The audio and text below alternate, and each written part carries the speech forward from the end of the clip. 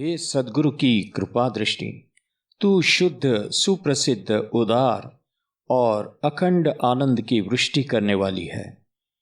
तेरी जय हो, जय हो।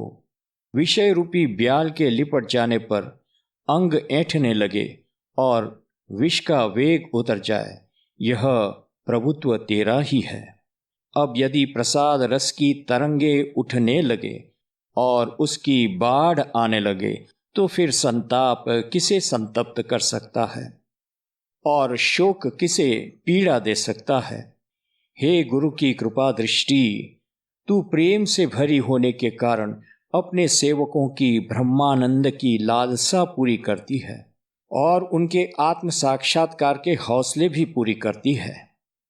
मूलाधार चक्ररूपी शक्ति के गोद में उन शिष्य बालकों को लेकर तू प्रेम पूर्वक उनका पालन पोषण करती है तथा हृदय आकाश रूपी पालने में उन्हें रखकर आत्मज्ञान के झोंके देती है।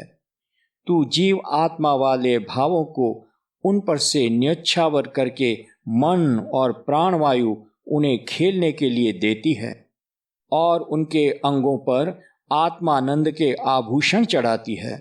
तू उन्हें अमृत कला रूपी दूध पिलाती है। उनके मनोरंजन के लिए तू अनाहत नामक नाद दोष के गीत गाती है और उन्हें समाधि सुख से शांत करके सुलाती है। इसलिए सब साधकों का पालन पोषण करने वाली माता तू ही है। तेरे चरणों से समस्त विद्याएं उत्पन्न होती हैं। इसलिए मैं तेरी शीतल छाया का परित्याग कभी नहीं करूंगा। हे सद्गुरु की कृपा दृष्टि, तेरा दया रूपी अमृत जिसे मिल जाता है, वह समस्त विद्याओं की निष्पत्ति करने के कामों में ब्रह्मा ही होता है। इसलिए हे माता गुरु कृपा दृष्टि, तू ऐश्वर्य वाली है और अपने सेवकों की इच्छा पूरी करने वाली कल्पलता है। तो भी तू मुझे ग्रंथ का निरूपण करने की आज्ञा दे। हे माता, तू मेरे द्वारा इस निरूपण में नव रसों का सागर भरवा दे, उत्तम रत्नों का आगार तैयार होने दे और गीता के सच्चे अर्थ का पर्वत उठने दे। इस देशी भाषा के क्षेत्र में वांग्मय सौंदर्य की खान खुलने दे और चतुर्दिक विवेक रूपी लताएं लगने दे।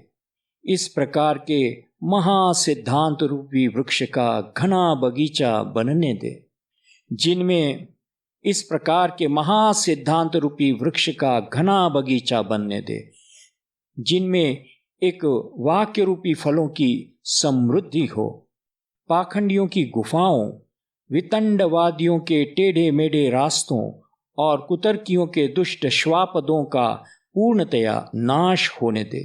हे माता, तू मुझे ऐसी शक्ति प्रदान कर जिससे मैं भगवान श्री कृष्ण के गुणों का ठीक ठीक वर्णन कर सकूं और श्रोताओं को भी श्रवण सुख का साम्राज्य प्राप्त होने दे। इस देशी भाषा रूपी नगर में ब्रह्म विद्या की सुख का लेन देन करने दे। हे माता, यदि तुम मेरे ऊपर अपनी प्रेम पूर्ण आंचल की छाया करेगी और मेरे भाग्य में वह छाया प्राप्त करना लिखा होगा, तो यह सब कुछ मैं तत्क्षण ही निर्माण कर सकूंगा। शिष्य की यह विनती सुनकर गुरु ने उसकी तरफ कृपा दृष्टि से देखा और कहा कि अब गीता के अर्थ का निरूपण आरंभ करो। प्रस्तावना का अत्यधिक विस्तार करने की कोई जरूरत नहीं है। यह सुनते ही शिष्य को अत्यधिक आनंद हुआ और उसने कहा, हे स्वामी, ठीक है, यह आपका महाप्रसाद ही है। और तब उसने श्रोताओं से कहा कि अब मैं ग्रंथ का निरूपण करता हूँ, आप लोग मनोयोग पूर्वक सुने। फिर संपूर्ण वीरामों में श्रेष्ठ और सोमवंश का विजय ध्वज राजा पांडु का पुत्र अर्जुन ने श्री कृष्ण से कहा, हे प्रभु, आपने मेरी बात सुन ली ना? आप मुझे जो विश्व रूप का दर्शन कराया था वह अत्यंत ही अद्भुत था। इसलिए मेरा चित्त उस अद्भुत स्वरूप को देखकर व्यग्र हो गया था। मैं सदा से इस कृष्ण मूर्ति से परिचित था, इसलिए मेरा चित्त सिर्फ यही चाहता था कि मैं इसका आश्रय लूं, परंतु आपने ऐसा करने से मना कर दिया। परंतु व्यक्त सगुण और अव्यक्त निर्गुण ये दोनों आपके ही स्वरूप है। व्यक्त अर्थात सगुण रूप का साधन भक्ति से होता है और अव्यक्त अर्थात निर्गुण साधन योग से होता है। हे वैकुंठ के स्वामी, ये दोनों ही मार्ग आपके सन्निकट पहुंचाने वाले हैं। सगुण और निर्गुण इन मार्गों के प्रवेश द्वार है। कसौटी पर स्वर्ण के ईंट को कसने से जो कस आता है वही कस उसमें से निकाले हुए रत्ती भर स्वर्ण का भी आता है। अतएव एक देशीय सगुण और सर्वव्यापक निर्गुण दोनों की योग्यता समान ही है। अमृत के समुद्र में जो सामर्थ्य है वही सामर्थ्य अमृत की तरंग के एक चुल्लू में भी रहती है।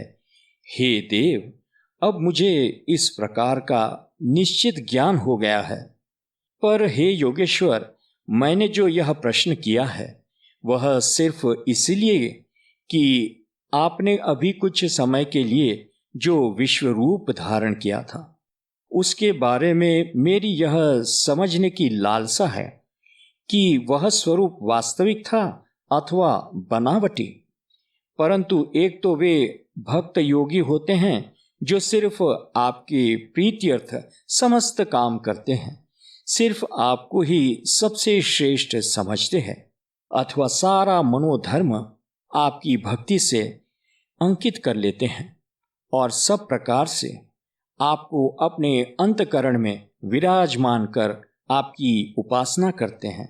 तथा दूसरे वे ज्ञान योगी होते हैं जो आत्मैक्य भाव से उस चीज की उपासना करते हैं जो ओंकार से भी परे हैं, जो स्पष्ट वाणी के लिए अप्राप्य है, जो अनुपमेय है और जो अविनाशी, निर्गुण, अवर्णीय तथा स्थलहीन है। अतः हे अनंत, आप कृपा पूर्वक यह बतलावे कि उन भक्ति योगियों और इन ज्ञान योगियों में से यथार्थ ज्ञान किसको होता है।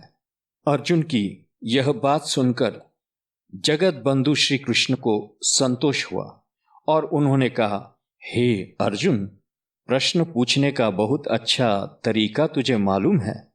अच्छा सुनो। हे किरीटी, अस्ताचल के निकट पहुंच जाने पर और सूर्य के ओट में हो जाने पर भी जैसे उस अदृश्य बिंब के पीछे भी सूर्य की रश्मियां संचरण करती रहती है, अथवा हे पांडुसुत, जैसे वर्षा काल के आने पर नदियों का जलस्तर बढ़ने लगता है, वैसे ही जब व्यक्ति भजन करता रहता है तब उसकी श्रद्धा भी दिनों दिन बढ़ती जाती है। किंतु नदी जिस समय समुद्र के निकट पहुंच जाती है उसके पीछे वाले प्रवाह का जोर निरंतर ज्यों का त्यों बना रहता है। बस यही नदी के प्रवाह वाली सारी प्रक्रिया प्रेम भाव के संबंध में भी है। इस प्रकार जो लोग अपनी समस्त इंद्रियों सहित अपने चित्त को मुझ में समर्पित करके अहरनीश समय और असमय का कुछ भी विचार किए बिना नित्य मेरी उपासना करते हैं, और इस प्रकार जो भक्त अपना सर्वस्व वहन करते हैं उन्हीं को मैं परम योग युक्त समझता हूँ। हे पांडव, जो और अन्य लोग सोहम भाव पर आरूढ़ होकर निर्गुण अविनाशी तत्व को देखते हैं, जिसके सन्निकट मन पहुंच ही नहीं सकता और जिसमें बुद्धि की दृष्टि जा ही नहीं सकती, उसका साधन भला इंद्रियों से कैसे हो सकता है। इतना ही नहीं, वह तो ध्यान को भी प्राप्त नहीं होता, और यही कारण है कि वह किसी एक जगह पर मिल नहीं सकता और न किसी आकार में ही हो सकता है। जो सर्वत्र सभी भावों से और सभी कालों में रहता है, पर जिसकी परिकल्पना करते करते चिंतन शक्ति भी चिंतित होने लगती है, जिसके बारे में न तो यही कहा जा सकता है कि वह होता है और न यही कहा जा सकता है कि वह नहीं होता। इसके विषय में न तो यही कहा जा सकता है कि वह है और न यही कहा जा सकता है कि वह नहीं है। और यही कारण है कि इसकी साधना करने में कोई उपाय नहीं चलता, जो न तो चलता ही है और न हिलता ही है, जो न तो कभी समाप्त होता है और न कभी दूषित ही होता है। उसे जो लोग अपने बल पर प्राप्त कर लेते हैं, जो वैराग्य रूपी प्रचंड अग्नि में विषय समूह को भस्म कर देते हैं तथा इंद्रियों की तपी हुई स्थिति में धैर्यपूर्वक नियंत्रित रखते हैं, और फिर इंद्रिय निग्रहों के बल पर जो लोग अपनी इंद्रियों को मोड़कर अपने हृदय रूपी गुफा में बंद कर सकते हैं, अपना द्वार भली भांति बंद करके और ठीक तरह आसन मुद्रा का साधन करके मूल बंध का किला बांध लेते हैं, जो आशा से संबंध विच्छेद कर लेते हैं, भय का अंत कर डालते हैं तथा अज्ञान निद्रा का अंधकार हटा करके उसका नाश कर डालते हैं, जो मूल बंध की अग्नि की ज्वालाओं से शरीरस्थ सप्त धातुओं को भस्म कर व्याधियों के मस्तक पर षट चक्र की तोपे चलाते और स्फुरित होने वाली कुंडलिनी की तेजस्वी दीपक आधार चक्र पर रखकर उसकी प्रभा से मस्तक पर्यंत अपना पूरा शरीर दैदीप्यमान कर लेते हैं, और तब इंद्रियों के नव द्वारों पर निग्रह रूपी अर्गला लगाकर केवल सुषुम्ना नाड़ी की खिड़की खुली रखते हैं। प्राणवायु की शक्ति रूपी चामुंडा देवी के लिए संकल्प रूपी मेढ़े काटकर मन रूपी महिषासुर के मुंड का बलिदान करते हैं, जो चंद्र, ईड़ा और सूर्य, पिंगला नाड़ियों का मिलाप करके नाद घोष की सहायता से 17वीं पूर्णामृत काल का जल शीघ्रता से अपने अधीन कर लेते हैं, और तब मध्यमा यानी सुषुम्ना नाड़ी के विवर रूपी रास्ते से चलकर अंतिम ब्रह्मारंध्र तक जा पहुंचते हैं। सिर्फ इतना ही नहीं, अपितु जो मकार यानी सुषुम्ना के विवर की सीढ़ियां चढ़कर तथा महादशा को बगल में दबाकर ब्रह्म में जा मिलते हैं, और इस प्रकार समबुद्धि होकर जो लोग तत्क्षण ब्रह्म साक्षात्कार प्राप्त करने के लिए योग का दुर्गम मार्ग अपने अधीन कर लेते हैं, और जो अपने मनोभाव के बदले में निर्गुण निराकार शून्य स्वरूप ब्रह्म को प्राप्त कर लेते हैं, हे किरीटी, वही लोग आकर मुझ में मिलते हैं। ऐसा नहीं कि इसके अलावा उन्हें योग बल से कुछ और अधिक प्राप्त होता हो। हाँ, यदि कुछ अधिक प्राप्त होता हो तो वह सिर्फ कष्ट। जो उस निराधार तथा अव्यक्त तत्व की बिना भक्ति के ही साधना करना चाहता है, जो सारे जीवों का कल्याण करने वाला है, उनके मार्ग में महेंद्र इत्यादि पदों की वासनाएं बाधक होती है, और रिद्धि सिद्धि की जोड़ियां भी उनके मार्ग में रुकावट डालती है। उनके मार्ग में काम क्रोध रूपी अनेक उपद्रव होते हैं, और इन सब बातों के साथ साथ उन्हें शून्य ब्रह्म के बल पर जूझना पड़ता है। उन्हें प्यास से ही प्यास शांत करनी पड़ती है, और भूख से ही भूख को मिटाना पड़ता है, तथा अहरनिश हाथों से हवा करनी पड़ती है। उन्हें दिन में जागृत अवस्था में ही शयन करना पड़ता है, इंद्रिय निग्रह का सुख भोगना पड़ता है, और वृक्षों के संग सुहृद भाव रखना पड़ता है। उन्हें शीत और उष्णता को ही अपने वस्त्र तथा ओढ़ना बिछौना बनाना पड़ता है, और वृष्टि की झाड़ियों में ही निवास करना पड़ता है। किम बहुना हे पांडव, यह योग ठीक वैसा ही है जैसे किसी स्त्री का उस अवस्था में सती बनकर चिता पर बैठना जिस अवस्था में उसका कोई पति हो ही नहीं। इसमें न तो किसी स्वामी का कोई कार्य करना पड़ता है और न किसी प्रकार के कुलाचार का ही पालन करना पड़ता है, किंतु नित्य नई मृत्यु के साथ युद्ध अवश्य करना पड़ता है। इस प्रकार यह मृत्यु से भी भयंकर विष किस प्रकार पिया जाए? यदि कोई पर्वत को निगलने के लिए अपना मुख फैलावे तो क्या उसका मुख फट नहीं जाएगा? इसीलिए हे सुभट, जो लोग इस योग के मार्ग पर चलते हैं उनके हिस्से में अधिक से अधिक दुख ही रखा होता है। हे अर्जुन, देखो, यदि पोपले मुख वाले को लोहे के चने चबाने पड़े तो तुम ही बतलाओ कि उसका पेट भरेगा अथवा प्राण जाएंगे। क्या केवल हाथों के सहारे तैरकर समुद्र पार किया जा सकता है? अथवा आकाश में क्या कभी कोई पैदल चल सकता है? युद्ध भूमि में जाने के बाद क्या कभी संभव है कि शरीर पर लाठी का एक भी वार सहे बिना कोई सूर्यलोक की सीढ़ी पर चढ़ सके? अतएव हे पांडुकुंवर, जैसे किसी लंगड़े के लिए हवा के साथ प्रतिस्पर्धा करना समीचीन नहीं है, वैसे ही निर्गुण की उपासना के लिए देहधारी जीवों का प्रयत्न करना समीचीन नहीं है।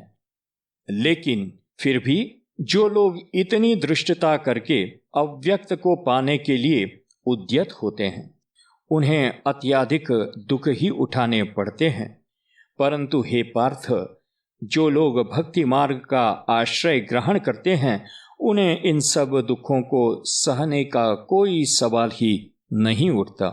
जो लोग अपने वर्ण भेद के अनुसार अपने हिस्से में आए हुए सारे कर्म अपनी कर्मेंद्रियों के द्वारा सुखपूर्वक करते हैं, विधि के अनुसार आचरण करते हैं, निषिद्ध कर्मों का परित्याग कर देते हैं तथा सब प्रकार के कर्म मुझे अर्पण करके उनके बंधक गुणों का अंत कर डालते हैं, और इस प्रकार हे अर्जुन, सारे कर्मों का मुझ में अवसान करके उनका क्षय कर देते हैं तथा कायिक, वाचिक और मानसिक भावों की दौड़ मेरे अलावा अन्यत्र कहीं नहीं लगाते।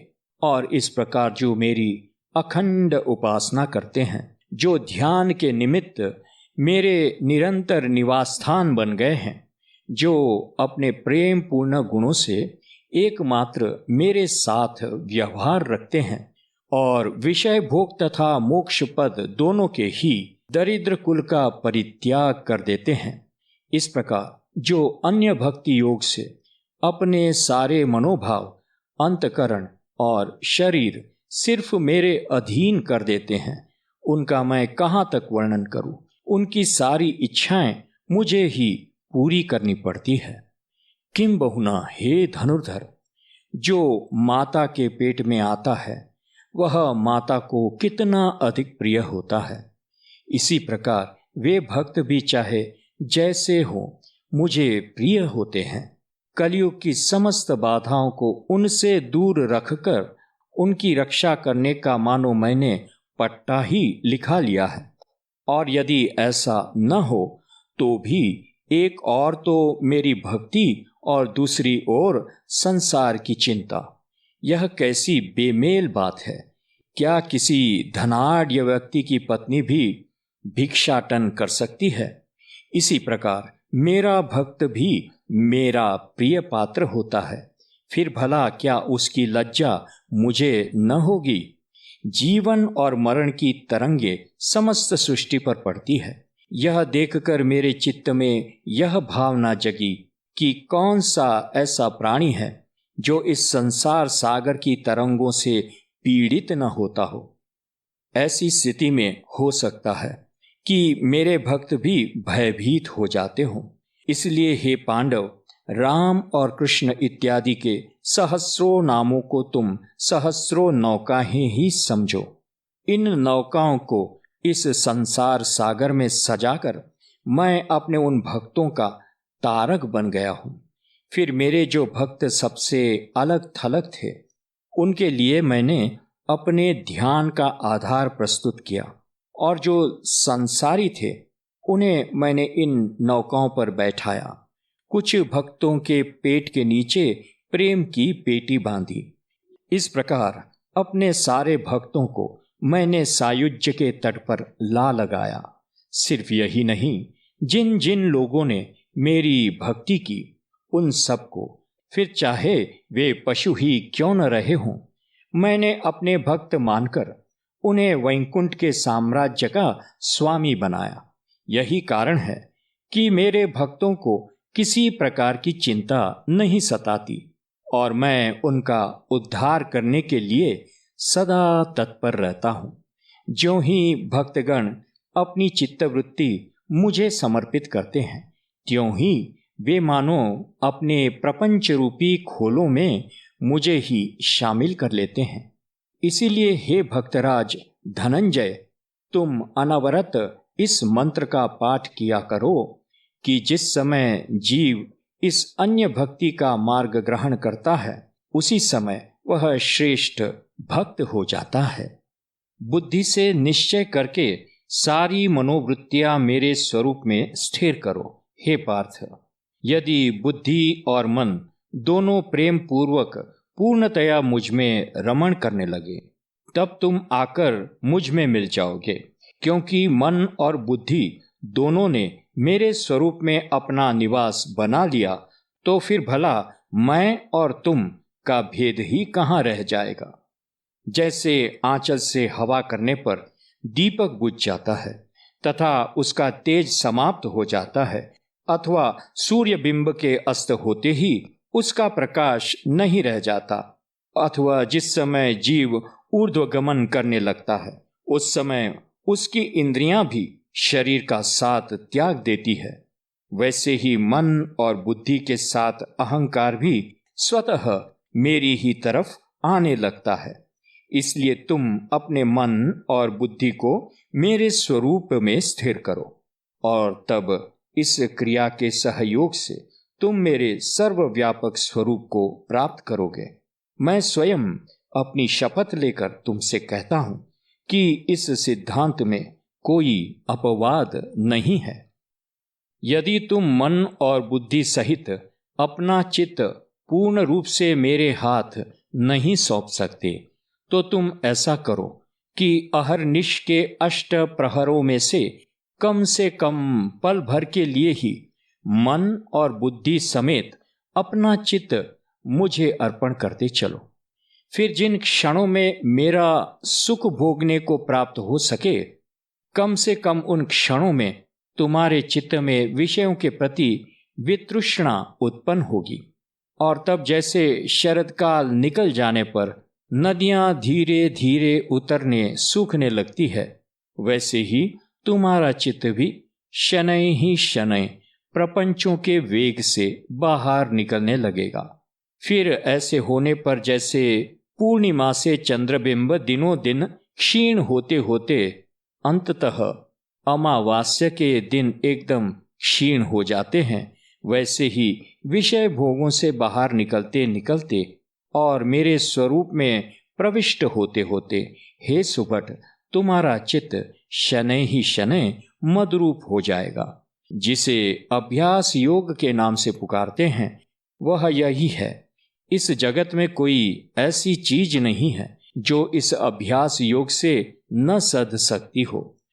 इस अभ्यास के बल पर कुछ लोग आकाश में विचरण करने लगते हैं, कुछ लोग व्याघ्रों और सर्पों को अपने अधीन कर लेते हैं, कुछ लोग विष को ही आहार बना लेते हैं, कुछ लोग समुद्र पर पैरों से चलने लगते हैं, तथा कुछ लोग वेद विद्या में पारंगत हो जाते हैं। इसलिए ऐसी कोई चीज नहीं है जो अभ्यास से प्राप्त न किया जा सके। इसलिए तुम अभ्यास योग के द्वारा ही मेरे स्वरूप में आ मिलो। इस प्रकार अभ्यास करने की शक्ति यदि तुम्हारे शरीर में न हो, तो फिर तुम जिस जगह पर और जैसे हो उसी जगह पर और वैसे ही रहो। इंद्रियों का अवरोध मत करो, भोगों का त्याग मत करो और अपनी जाति का अभिमान भी मत त्यागो। अपने कुल धर्म का पालन करते चलो तथा विधि निषेध का ध्यान रखो। इस प्रकार आचरण करने की तुम्हें पूरी स्वतंत्रता है। पर मनसा, वाचा और शरीर से जो जो कर्म हो, उनके विषय में तुम कभी यह मत कहो कि ये कर्म मैंने किए हैं। करना और न करना तो केवल परमात्मा ही जानता है, जो इस विश्व का संचालक है। यह कर्म न्यून है और यह कर्म पूर्ण है। इस बात का विचार तुम अपने मन में कभी मत करो। अपने मनोभाव स्वयं अपनी आत्मा के साथ एक रूप करके अपने जीवन के समस्त कर्मों को संपन्न करो। माली जिधर जल ले जाता है, वह चुपचाप उधर ही चला जाता है। उसी प्रकार तुम भी अपने कर्तृत्व का अभिमान त्याग कर शांत रहो। कहने का आशय यह है कि प्रवृत्ति और निवृत्ति के बोझ अपने चित्त पर मत लादो। अपनी चित्तवृत्ति अनवरत मुझ में ही स्थिर रखो। हे सुभट, अब तुम ही बतलाओ कि क्या रथ कभी इस बात को सोचता है कि यह मार्ग सीधा है अथवा टेढ़ा? इस प्रकार स्वयं को पृथक रखते हुए जो जो कर्म होते चले, उनके बारे में न तो कभी यह कहो कि ये न्यून है और न यह कहो कि ये बहुत है, तथा शांति पूर्वक वे समस्त कर्म मुझे समर्पित करते चलो। हे अर्जुन, यदि तुम्हारी भावना इस प्रकार की हो जाएगी तो तुम शरीर छोड़ने के उपरांत मेरे सायुज्य सदन में ही आ पहुंचोगे। अथवा यदि यह कर्म समर्पण भी तुम्हारे द्वारा संभव न हो तो हे पांडु कुंवर, तुम मेरी भक्ति करो। यदि कर्मारंभ और कर्म के अंत में अपनी सारी बुद्धि से मुझे स्मरण करना तुम्हें कठिन जान पड़ता हो तो तुम उसे भी रहने दो। यदि मेरा ध्यान एक किनारे कर दिया जाए तो भी काम चल सकता है, पर इंद्रिय निग्रह के बारे में तुम्हारी बुद्धि अवश्य जागरूक रहनी चाहिए। और तब जिस समय तुम्हारे द्वारा जो कर्म किए जाएं, उसी समय तुम उन समस्त कर्म फलों का परित्याग करते चलो। जैसे वृक्ष अथवा बेलें अपने फलों को अंततः नीचे गिरा देती है, वैसे ही ज्यों ज्यों कर्म सिद्ध होते चले, उन सब का तुम परित्याग करते चलो। यही नहीं, वे कर्म संपन्न करते समय मेरा स्मरण करने की भी कोई जरूरत नहीं है और उन्हें मेरे प्रीत्यर्थ समर्पित करने की भी कोई जरूरत नहीं है। तुम सानंद उन कर्मों को उनके फलों समेत शून्य में विलीन हो जाने दो। जैसे पाषाण पर गिरा हुआ वृष्टि जल अथवा अग्नि में बोए हुए बीज निष्फल हो जाते हैं, वैसे ही तुम अपने सारे कर्मों को भी स्वप्न की भांति निष्फल जानो। जैसे कोई अपनी कन्या के बारे में अपने मन में वासना नहीं रखता, ठीक वैसे ही तुम्हें भी अपने सारे कर्मों के विषय में सदा निष्काम रहना चाहिए। जैसे अग्नि की ज्वाला आकाश में जाकर समाप्त हो जाती है, वैसे ही तुम भी अपने सारे कर्मों को शून्य में विलीन हो जाने दो। हे अर्जुन, यद्यपि कर्म फलों का ही त्याग देखने में सुगम मालूम पड़ता है, तो भी यह संपूर्ण योगों में सर्वाधिक श्रेष्ठ योग है। इस कर्म फल त्याग से जिन कर्मों का नाश होता है, वे कर्म कभी बढ़ते नहीं, उनसे कभी दूसरे कर्म उत्पन्न नहीं होते। जिस समय बांस में एक बार बीज आ जाता है, उस समय वे बांस बंदिया हो जाते हैं और वहीं से उनका अवसान हो जाता है। ठीक इसी प्रकार फल के त्याग के द्वारा जब वर्तमान शरीर का अंत होता है, तब व्यक्ति को फिर कभी शरीर ग्रहण नहीं करना पड़ता। इतना ही नहीं, जीवन और मृत्यु का चक्र ही सदा के लिए बंद हो जाता है। हे किरीटी, अभ्यास की सीढ़ियां चढ़कर ज्ञान प्राप्त किया जा सकता है और ज्ञान की साधना हो जाने पर ध्यान की प्राप्ति की जा सकती है। फिर जिस समय ध्यान में संपूर्ण वृत्तियां रंग जाती है, उस समय सारे कर्म व्यक्ति से दूर हो जाते हैं। इस प्रकार कर्म के दूर हो जाने पर स्वतः फल का परित्याग हो जाता है और इस फल के परित्याग से पूर्ण शांति व्यक्ति के अधीन हो जाती है। हे सुभद्रापति, शांति पाने का यह ऐसा मार्ग है जिसमें व्यक्ति क्रमशः चलकर तथा सीढ़ियां पार करता हुआ आगे बढ़ सकता है। इसलिए अभ्यास को ही स्वीकार करना चाहिए। हे पार्थ, अभ्यास की अपेक्षा ज्ञान श्रेष्ठ है। ज्ञान की अपेक्षा ध्यान को विशेष कहा गया है। ध्यान की अपेक्षा कर्मफल का त्याग श्रेष्ठ है और कर्मफल त्याग की अपेक्षा शांति सुख की प्राप्ति श्रेष्ठ है। यही इस मार्ग की आगे बढ़ने वाली परंपरा है। हे सुभट, इस प्रकार एक एक कदम आगे बढ़ते हुए शांति अथवा ब्रह्मानंद की प्राप्ति की जा सकती है। जो व्यक्ति प्राणी मात्र से कभी किसी प्रकार का द्वेष नहीं करता, जिसे चैतन्य की तरह यह भेदभाव कभी स्पर्श ही नहीं करता कि यह अपना है और वह पराया है, जिसके चित्त में वसुधा की तरह यह भावना कभी नहीं जागती कि उत्तम कोटि के लोगों को तो आश्रय प्रदान करना चाहिए और अधम कोटि के लोगों को यों ही त्याग देना चाहिए।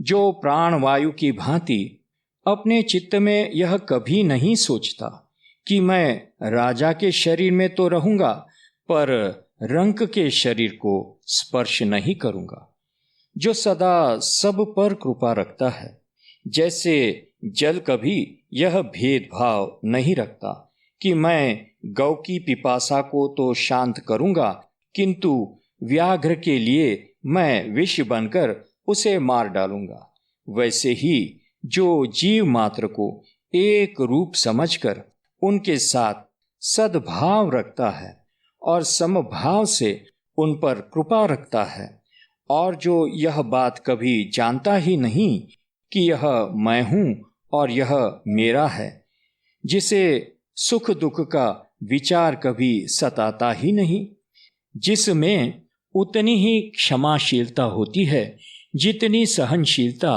पृथ्वी में होती है, जो संतोष को नित्य अपनी गोद में क्रीड़ा कराता रहता है, जो कोई उपाय न करते हुए स्वयं ही संतोष से ठीक वैसे ही लबालब भरा रहता है जैसे बिना वर्षा के भी समुद्र, जो अपने अंतकरण को संकल्प पूर्वक अपने वशीभूत रखता है, जिसका निश्चय सदा अखंड रहता है, जिसके हृदय भुवन में जीव और परमात्मा दोनों एक ही आसन पर विराजमान रहते हैं, जो इस प्रकार योग युक्त होकर अपना मन और बुद्धि पूर्णतया मुझे समर्पित कर देता है, बाह्य अभ्यंतर योग के उत्तम रीति से दृढ़ हो जाने के कारण जो मेरी प्रेम पूर्ण भक्ति में रंग जाता है।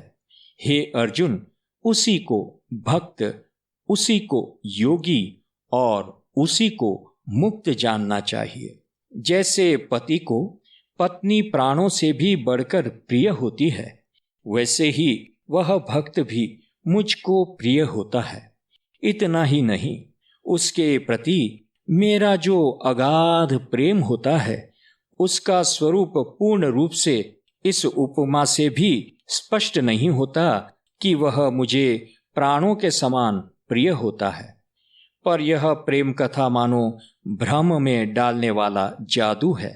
वास्तव में यह प्रेम कथा शब्दातीत है, पर यह थोड़ा सा वर्णन सिर्फ श्रद्धा के बल से किया गया है। यही कारण है कि यह पति पत्नी के प्रेम की उपमा मुंह से निकल गई। पर इस अगाध प्रेम का यथार्थ वर्णन करना किसी प्रकार संभव नहीं है। परंतु हे किरीटी, ऐसी बातें बहुत हो चुकी, क्योंकि जब प्रिय भक्त की चर्चा चल पड़ी है तब भक्त के प्रति मेरे मन का प्रेम द्विगुणित हो गया है। इस पर यदि श्रोता भी वैसा ही मिल जाए तो फिर ऐसा तराजू कहाँ मिलेगा जिस पर इस विषय की मधुरता का वजन किया जा सके। इसलिए हे पांडुसुत, मैं तुमसे यह कहता हूँ कि यह प्रिय भक्त और प्रेम पूर्ण श्रोता तुम ही हो। इस पर प्रिय भक्ति की चर्चा भी चल पड़ी, इसलिए चर्चा करते करते मैं स्वयं ही इस चर्चा के आनंद में खो गया। इतना कहकर देव तुरंत ही प्रेमानंद से झूमने लगे। फिर उन्होंने कहा, हे पृथापुत्र, ऐसे जिस भक्तों को मैं अपने अंतकरण में बैठाता हूँ, अब उस भक्त का लक्षण ध्यानपूर्वक सुनो। जिस प्रकार सिंधु गर्जना से जलचरों को भय नहीं लगता और जैसे जैसे जलचरों से कभी समुद्र नहीं ऊबता, वैसे ही जिसे इस जगत की उन्मत्तता से कभी खेद नहीं होता और जिससे जगत को भी कभी कोई दुख नहीं होता, और हे पांडव, जैसे शरीर कभी अपने अवयवों से नहीं उकताता, वैसे ही आत्मैक्य भाव से जो कभी प्राणी मात्र से दुखी नहीं होता, जिसके चित्त में यह भाव भरा रहता है कि यह सारा जगत अपना ही है, जिसके चित्त में प्रिय और अप्रिय का भेदभाव नहीं रह जाता और द्वैत भाव न रह जाने के कारण जिसमें हर्ष, आनंद और शोक, क्रोध का नामो निशान भी नहीं रह जाता, इस प्रकार द्वंद्व बुद्धि के झंझट से छुटकारा पाकर जो भय और उद्वेग इत्यादि विकारों से अलिप्त हो जाता है और साथ ही जो मेरा अनन्य भक्त भी है, उस व्यक्ति के प्रति मेरे अंदर मोह अथवा प्रेम उत्पन्न होता है। उस मनमोहक प्रेम का भला मैं क्या वर्णन करूं? वह तो मेरे जीवन का भी जीव होता है, अर्थात वह मेरे योग से ही जीता है। जो आत्मानंद से संतृप्त हो गया है, जो सबका अंतिम गंतव्य स्थान ब्रह्म है, उसी रूप में जन्म को प्राप्त हो गया और वह पूर्ण ब्रह्म स्थिति रूप स्त्री का प्रिय पति हो गया। हे पांडव, जिसके मन में विषय वासना का कभी प्रवेश नहीं होता है, जिसके अस्तित्व से ही आत्मसुख बढ़ता है, वही मेरा प्रिय भक्त होता है। काशी मोक्ष प्रदान करने में परम उदार है, पर मोक्ष प्राप्त करने के लिए उस काशी में शरीर का त्याग करना पड़ता है। हिमालय भी पापों का क्षय करता है, परंतु इन पापों के नाश के लिए प्राणों से हाथ धोना पड़ता है। किंतु सज्जनों में जो शुचिता होती है वह ऐसी नहीं होती।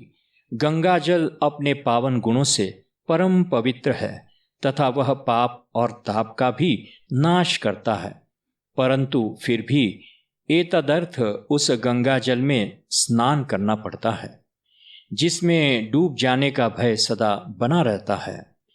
इस भक्ति रूपी नदी की गहराई की थाह यद्यपि अब तक किसी को नहीं मिली है, तो भी यह ऐसी है कि इसमें भक्त कभी डूबकर अपने प्राण नहीं गंवाता। उसे जीते जी ही मोक्ष की प्राप्ति होती है। जिन संतों के संसर्ग से गंगा में शुचिता आती है, उन संतों की शुचिता कितनी श्रेष्ठ कोटि की होनी चाहिए। कहने का आशय यह है कि जो अपनी शुचिता के कारण तीर्थों का भी आश्रय बनता है, जो अपने मन का अज्ञान रूप मैल सब दिशाओं के उस पार भगा देता है, जो बाह्य अभ्यंतर सूर्य के सदृश निर्मल है, जो तत्वार्थ का रहस्य ठीक वैसे ही जानता है जैसे पैरों में दृष्टि की शक्ति रखने वालों को जमीन के अंदर का खजाना दिखाई पड़ता है, वही मेरा भक्त है। आकाश सबको आच्छादित कर लेता है, पर फिर भी वह सबसे अलिप्त रहता है।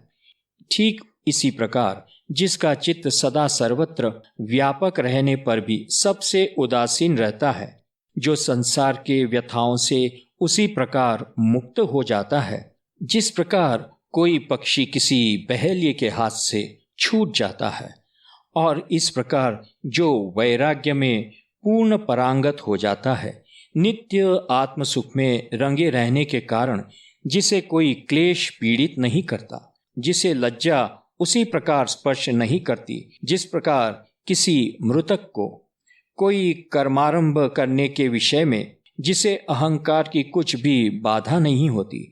ईंधन न मिलने के कारण अग्नि में जिस प्रकार की शांति स्वतः आ जाती है, मोक्ष पाने के लिए आवश्यक वही सहज शांति जिसके हिस्से में आ पड़ी है।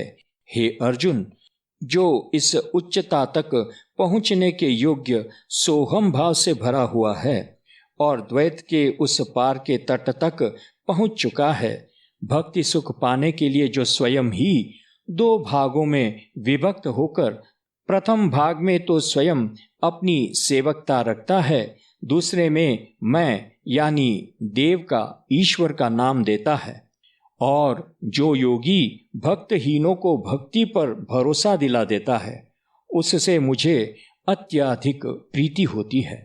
किंबहुना मैं स्वयं ही ऐसे भक्तों का ध्यान करता हूँ। ऐसे भक्तों के भेंट होते ही मुझे संतुष्टि मिलती है। इस प्रकार के ही भक्तों के लिए मैं सगुण रूप धारण करता हूँ। उनके लिए मैं इस जगत में विचरण करता हूँ। वे मुझे इतने अधिक प्रिय होते हैं कि मैं उन पर जीव और प्राण निछावर कर देता हूँ।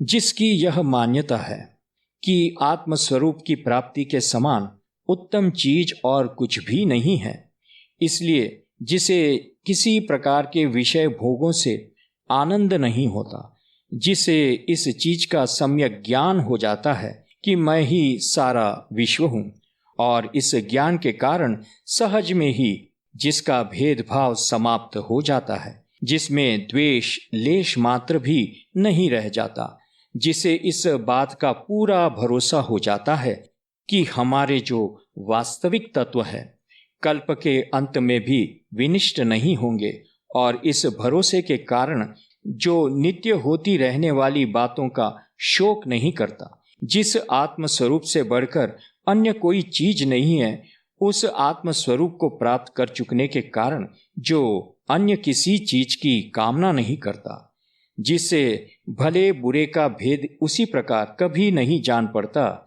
जिस प्रकार सूर्य के लिए रात और दिन कभी नहीं होता, और इस प्रकार जो ज्ञान की साक्षात मूर्ति ही बन जाता है तथा उसमें भी जो मेरा परम प्रिय भक्त होता है, मैं तुम्हारी शपथ खाकर कह रहा हूँ, उस भक्त के सदृश मुझे और कुछ भी प्रिय नहीं होता।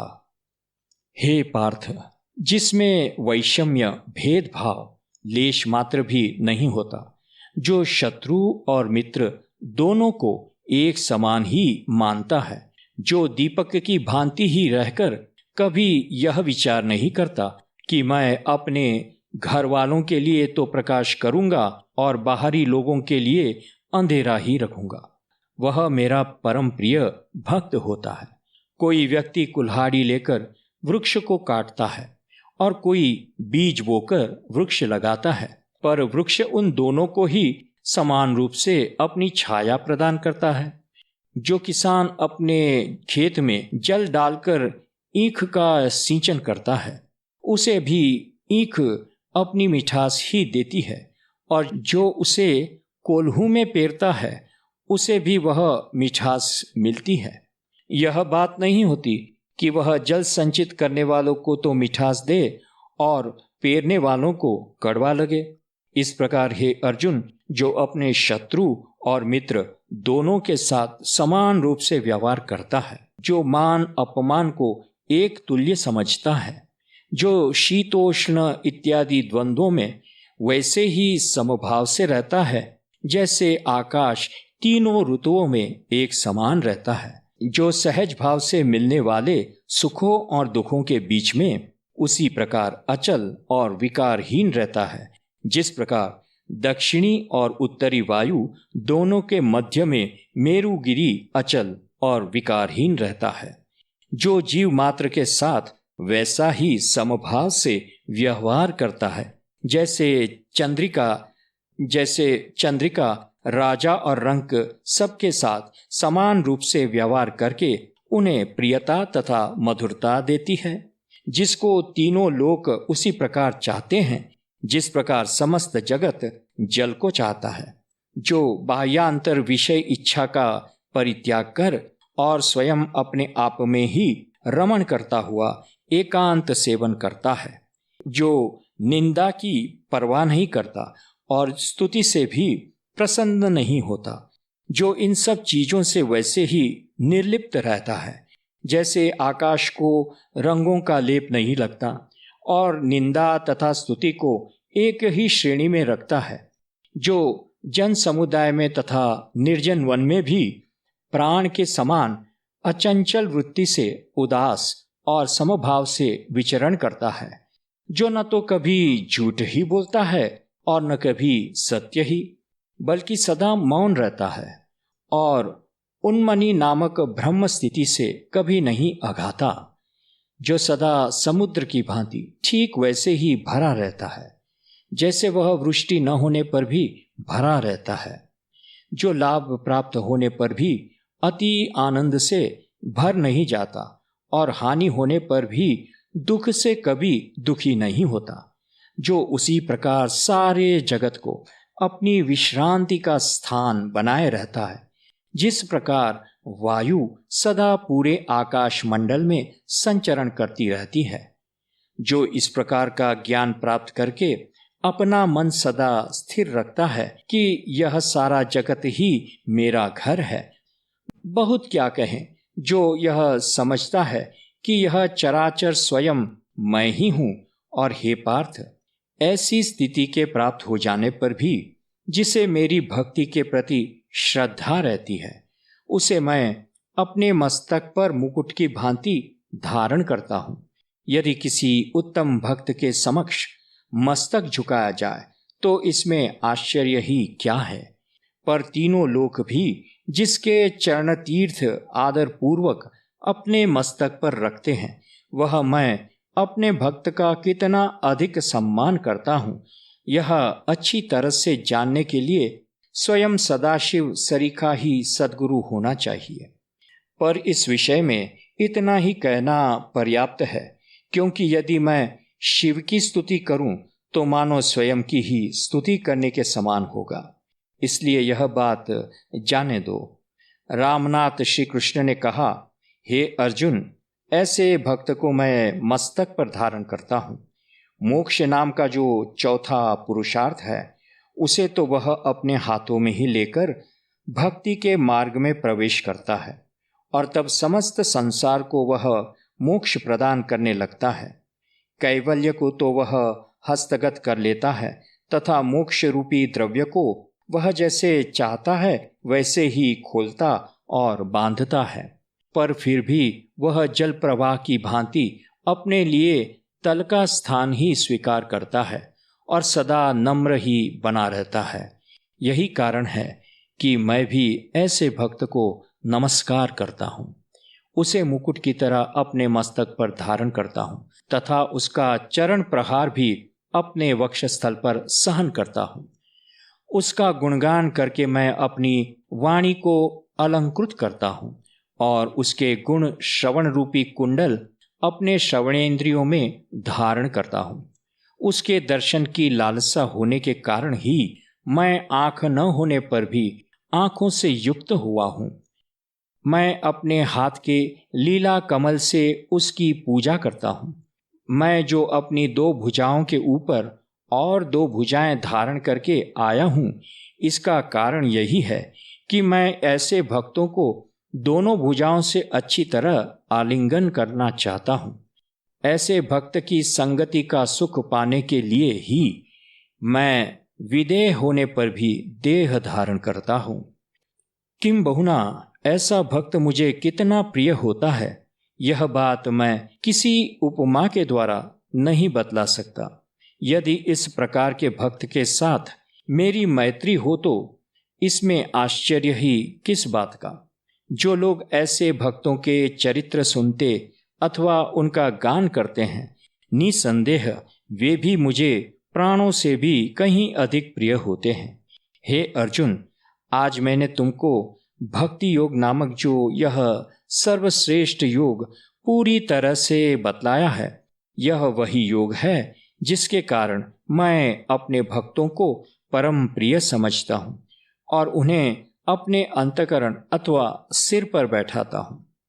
जिस योग का महात्म्य इतना अधिक है, उस योग की रम्य, पावन और अमृत धारा के सदृश मधुर बात जो लोग सुनकर उसका अनुभव करते हैं, जो श्रद्धापूर्वक ऐसी बातों का विस्तार करते हैं तथा जो इस बात को सदा अपने अंतःकरण में धारण कर तदनुसार आचरण करते हैं, मैंने जैसी बातें बतलाई है वैसे ही मन की स्थिति होने पर उपजाऊ खेत में बोए हुए बीजों से प्राप्त होने वाले उत्तम फल की तरह जो मुझे अत्यंत श्रेष्ठ समझते हैं तथा मेरी भक्ति के प्रति अपना प्रेम समर्पित कर उसी को सर्वस्व मानते हैं।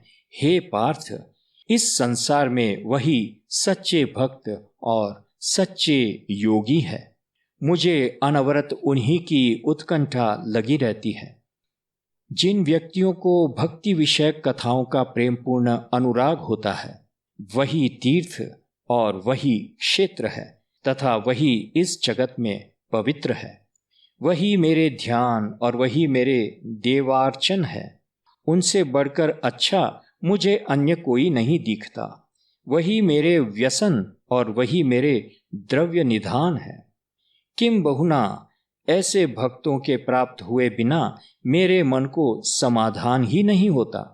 हे पांडुसूत, जो लोग ऐसे प्रेमी भक्तों की कथाओं का गान करते हैं, उन्हें मैं परम देवता मानता हूँ। भक्तों को आनंदित करने वाले और सारे संसार के आदि कारण श्री मुकुंद ने पार्थ से ये सब बातें कही। ये सब बातें कहकर संजय ने धृतराष्ट्र से कहा कि हे महाराज, जो श्री कृष्ण निर्मल, निष्कलंक, लोक कृपालु, शरणागत का प्रतिपालन करने वाले और रक्षक है, देवों की सहायता करना जिनका स्वभाव है, विश्व का पालन करना ही जिनकी लीला है, शरणागतों की रक्षा करना जिनका खेल है, जो धर्म और कीर्ति से अत्यंत निर्मल है, जो अत्यंत सरल और अपरंपार उदार है, जो विषय भाव रहित है, जिनका बल असीम है तथा जो बलिष्ठों को बिना अपनी आज्ञा के लाए नहीं छोड़ते, जो भक्तजन वत्सल है, जो अपने प्रेमी भक्तों के साथ प्रेम करने वाले, सत्य का पक्ष लेने वाले तथा समस्त कलाओं के निधि है। वे भक्तों के चक्रवर्ती सम्राट, वैकुंठ के स्वामी भगवान श्री कृष्ण स्वयं ही ऐसी बातें कह रहे थे और वह परम सौभाग्यशाली अर्जुन ये सब बातें ध्यान पूर्वक सुन रहा था। फिर संजय ने धृतराष्ट्र से कहा कि अब मैं इसके आगे की कथा निरूपण करता हूँ, आप सुने। संजय की कही हुई वही सरस कथा अब देशी भाषा में कही जाएगी। श्रोता वृंद इसकी ओर ध्यान दे। श्री निवृत्तिनाथ का शिष्य ज्ञानदेव श्रोताओं से विनम्र निवेदन करता है कि हे महाराज, स्वामी निवृत्ति देव ने मुझे यही सिखलाया है कि मैं आप संतजनों की शरण में आकर सेवा करूं। ओम शांति शांति शांति। ओम तत्सदिति श्रीमद्भगवद्गीता सूपनिषत्सु ब्रह्म विद्यायां योगशास्त्रे श्रीकृष्णार्जुन संवादे भक्ति योगो नाम 12 अध्यायः। ओम शांति शांति शांति।